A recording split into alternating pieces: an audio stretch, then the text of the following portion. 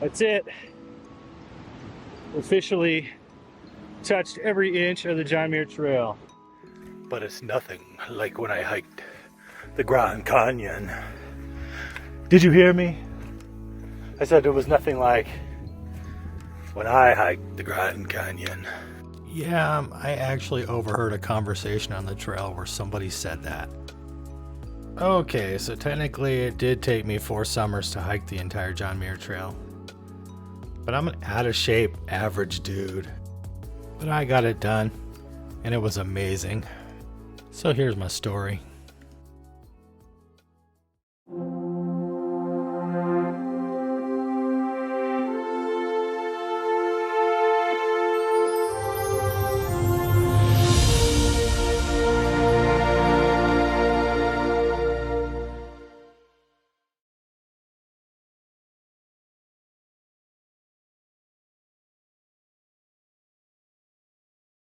Hi, my name is Adam. The hiking community knows me as Mudhole. Over a stretch of 4 consecutive summers from 2015 to 2018, I hiked the John Muir Trail.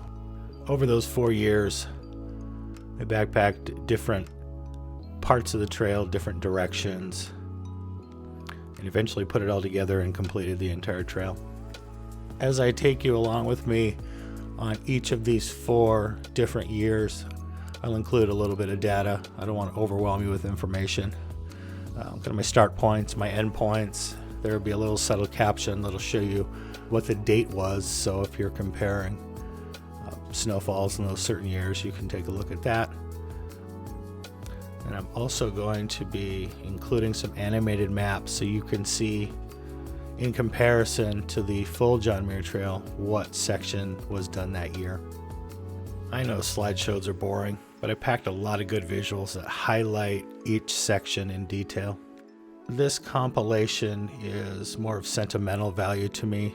Looking back at my old footage and some other videos I made, they were fairly poor quality. I didn't take the time with them. So this one I wanted to remaster, put all 4 trips together, so I could enjoy revisiting those parts of the trail that I can no longer get to.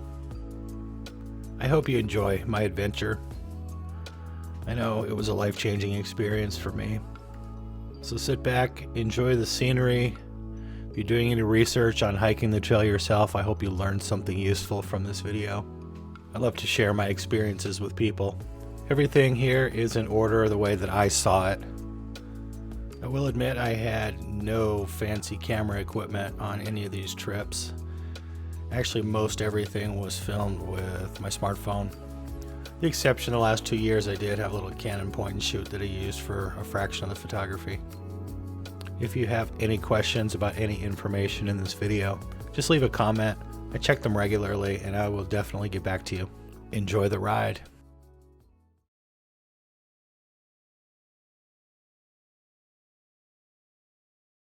The adventure started here in 2015. My wife and I decided to go backpacking. Because hiking this trail is in such high demand, getting the appropriate permits is very difficult, and usually a lottery system with many thousands of people trying to also obtain the same permits. So my wife and I scored 2 permits to go from Tuolumne Meadows in Yosemite National Park southbound to the Mammoth Lakes area, basically a Devil's Postpile. So off we went with minimal backpacking experience. We grabbed our overweight packs, our overabundance of food, and our fear of not having enough water, and off we went. Well, our trip didn't go quite as planned. After 4 days, we got our butts kicked. We ran into some folks hiking in from Mammoth Lakes and gave us some intel about a short 7-mile hike out to town and take the shuttle back in and get some food and a hotel room. So that's what we did. We cut our trip 1 extra night and an extra day short, exiting the trail that year at Shadow Lake and coming out at Agnew Meadows to take the shuttle into town. So let me show you the map of the section that we did in 2015. So here is the full John Muir Trail. Now this overlay shows the location of the section we did in 2015. This puts it in perspective of where we hiked. So off we go. Enjoy the trip. I know I sure did.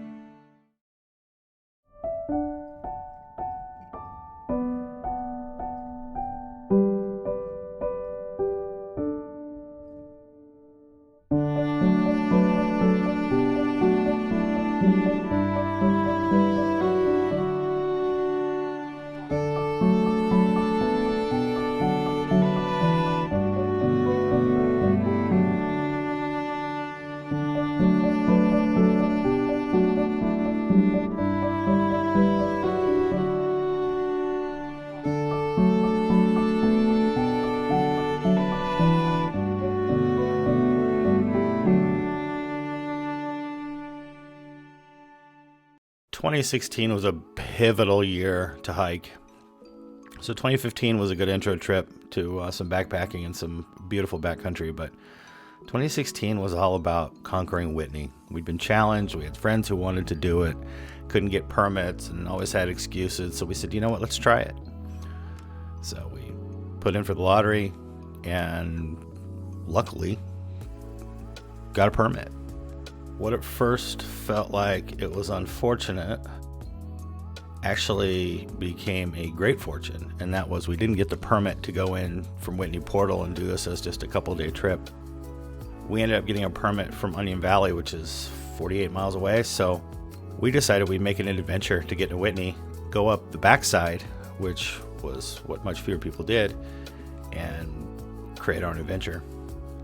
So with the experiences we had from 2015, we refined our gear, we upgraded to comfortable packs, good clothing, better food choices, got our bear canisters all set up, and went back out on the trail with much more confidence. So we drove to California again after having arranged all of our shuttle logistics, parking, hotels, and everything else was set up. We parked our vehicle at the Onion Valley trailhead, so we headed out onto the trail with confidence, knowing that we had a shuttle ride arranged when we got out at Whitney Portal. All right, so to recap the map, here is the full map of the John Muir Trail. And then this overlay shows the section we hiked in 2016.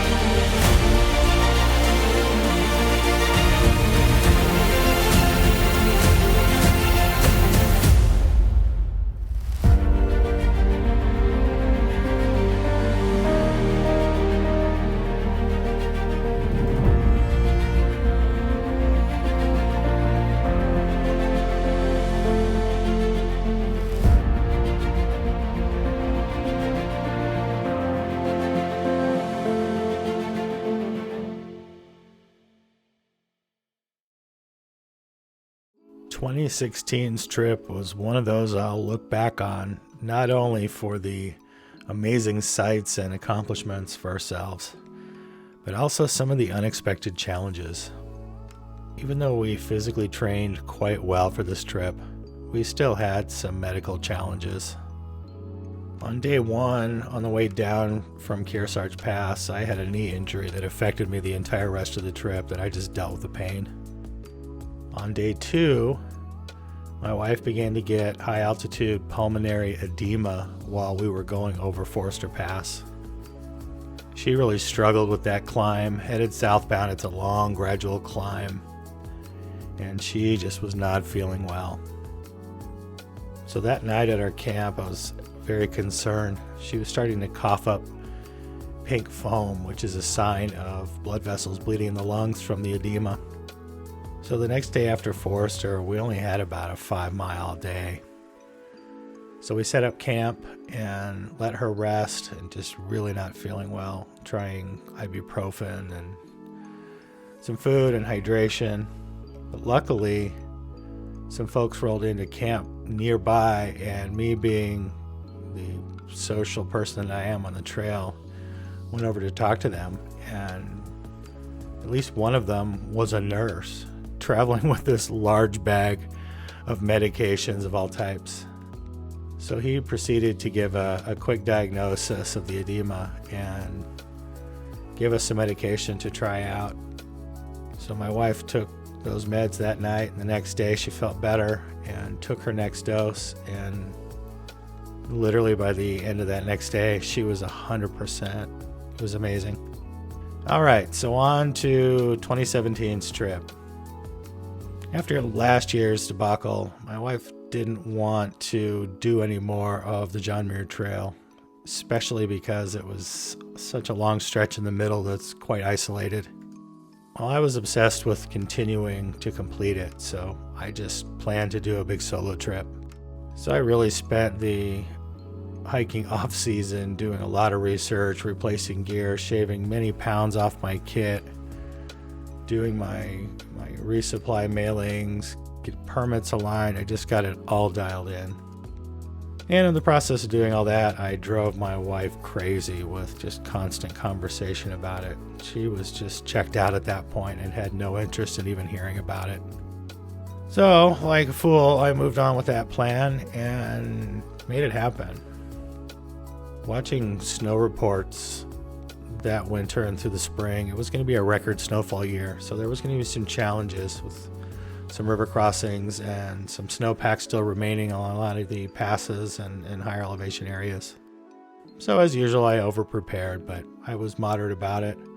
But I did bring microspikes and some other aids to help with traction, since I live in Arizona and I never deal with snow and ice. I have no idea what to do with it.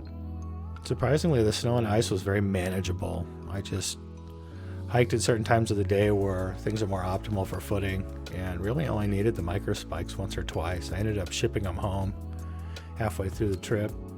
I learned a lot about myself in 2017, not just the physical fitness part and whatnot, but boy, that emotional part really sets in when you're on a solo trip. It's actually overwhelming emotionally, going from, your work and your home and everything in the city to being completely isolated from everybody and everything. Only seeing a couple people a day. Usually they're going the opposite direction. I like the freedom of being able to hike at my own pace, take breaks when I want, keep pushing through when I want, camp where I want. So I was nervous. I was excited. I couldn't wait to get started, but I was also really nervous about the whole thing. Part of my apprehension was I was just looking at too much information, too many water reports, too much snowfall reports, old stories of how people went missing, all this stuff. I just overwhelmed myself with information about the trail. Okay, so I've got about 175 miles on this trip, 14 trail days. I think originally it was 17. Anyways, there's 2 weeks of trail days. I had a couple reservations in the middle where I had some resupplies, so I did have some luxuries to look forward to.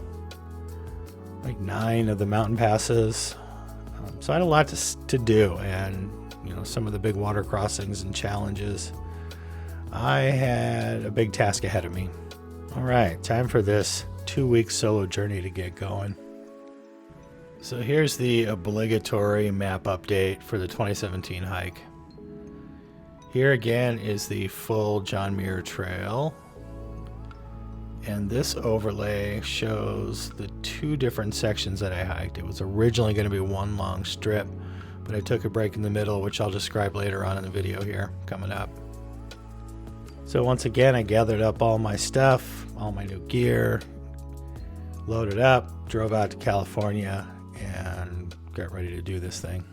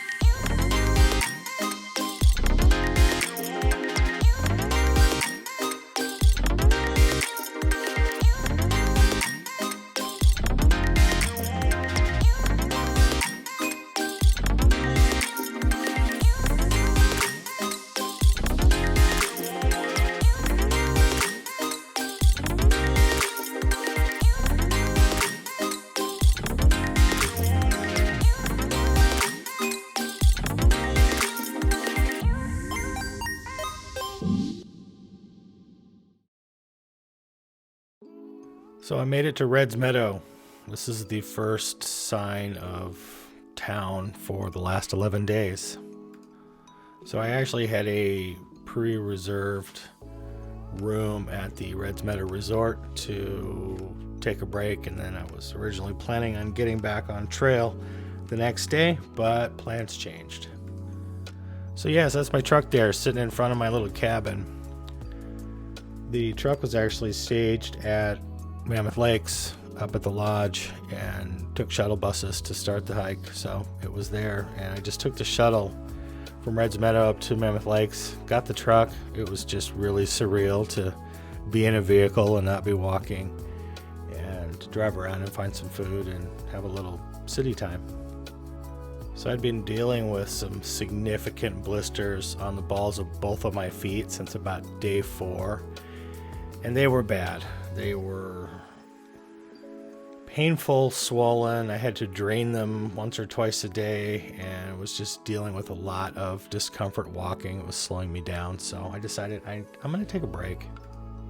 The next 3 days worth of planned hiking is a section that I've already seen, and originally I was going to meet a friend who was going to join me from here on out, but he kind of bailed out on the whole thing, so I thought, well, I'm going to take a break and let my feet heal. So after checking out Devil's Post Pile, spending that night at Red's Meadow, went into Mammoth Lakes the next day and spent the next 3 days there, recuperating, eating some food, got a hotel room, and just took a few consecutive 0 days. After those town comforts, it was tough to think about getting back on the trail, but I really only had about 3 days left of unhiked John Muir Trail to finish this thing. So I put my stuff together and got my shuttle and went to Yosemite to start the next section. For a map update, again, here is the full John Muir Trail, and then this overlay is the section that I just hiked for the past 11 days. And then this section is the next 3 days that I'll be doing to finish at Yosemite National Park.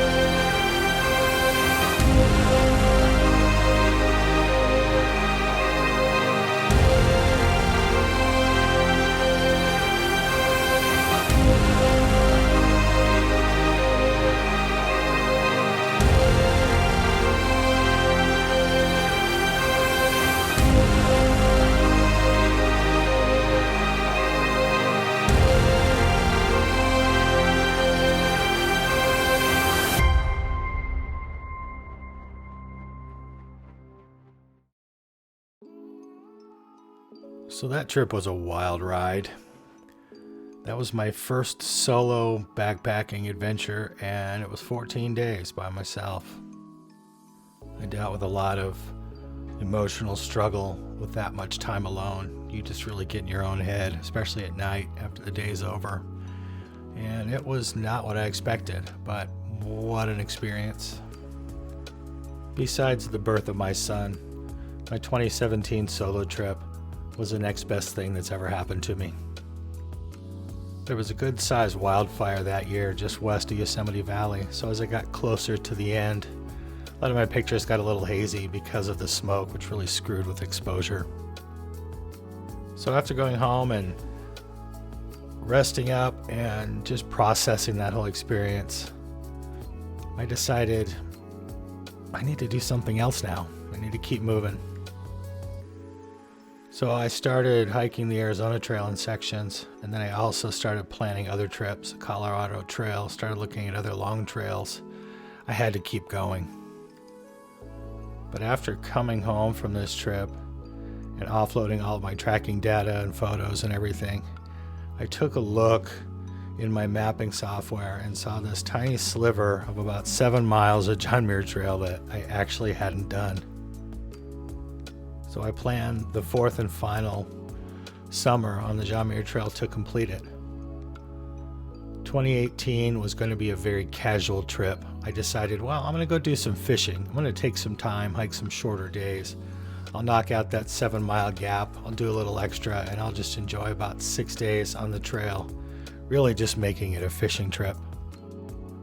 So once again, I refined even more gear and food and supplies, cut more of my pack weight down, and got everything comfortable, got ultralight fishing gear all put together, and made my plan. Summer of 2018 had its share of wildfires right near the area where I planned to hike that year. The wildfires were positioned just right to have the winds carry smoke right into the valley in the area that I was planning to be in. But the trail wasn't closed yet, so I gathered everything up, drove back out to California yet again, and set off on my 2018 adventure.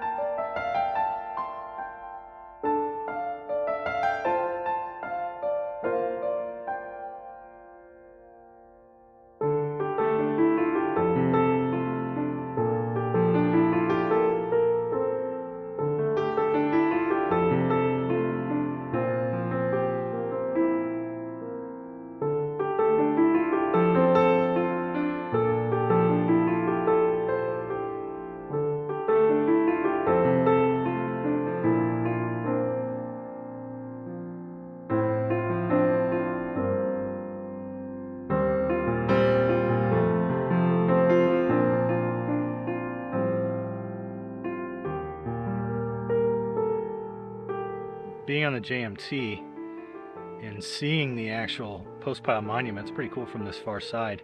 You get a different perspective of it, and you see how much bigger it is than what the little tourist area shows. You see one part, but there's a whole nother stretch that goes to the south along the riverbed.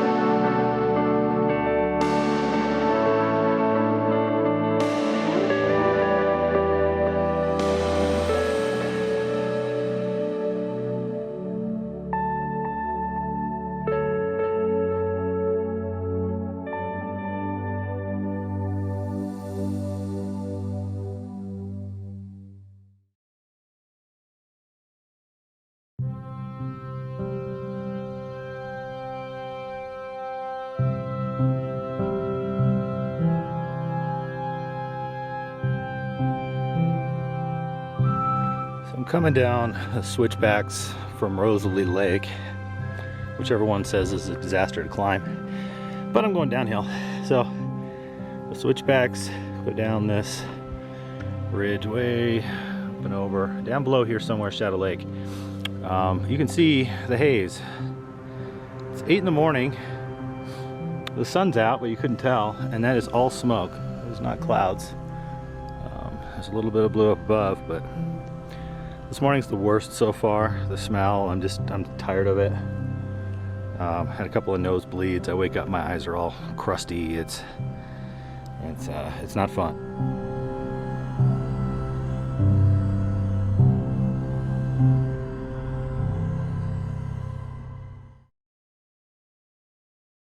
I'm gonna bail out Shadow Lake to Agnew. 6.5 miles today, and I'll be at the shuttle stop. And you can see switchbacks. There's probably 30 of these on this route. So anyways, I'm out today. Before I start feeling any worse, I've caught a bunch of fish on both rods, so I'm real happy with that. First cast on the Tenkara. I got a fish, real happy. So, trip's been technically a success. When I get down to the bottom of this hill, I will officially have closed every inch of the JMT. This section I had not done previously because we bailed a little early in 2015. So this will close it, and officially I'll have set foot on every inch of this trail, which I'm excited about.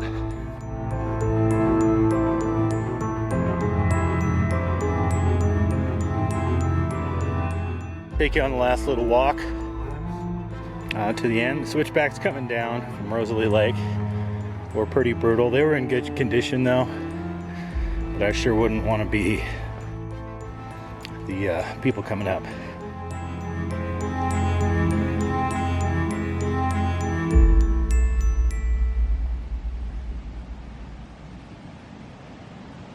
That's it. Officially touched every inch of the John Muir Trail.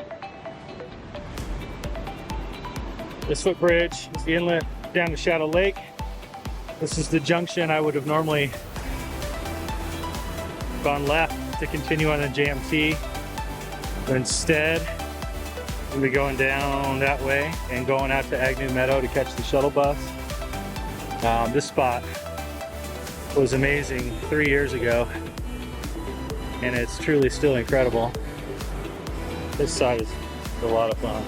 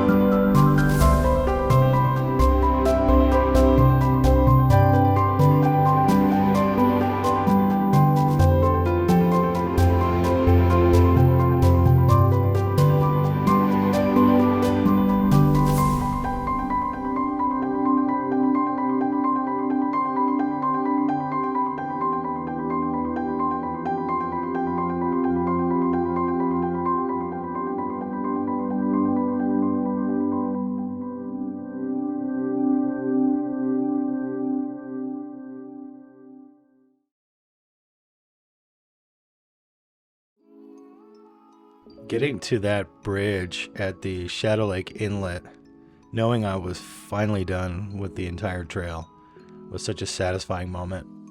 So when I finished the trail and got off at Agnew Meadow, because of that damn smoke, I was on a 6-day agenda and I'd only hiked for 3 days, so I had 3 more days on this trip to enjoy myself.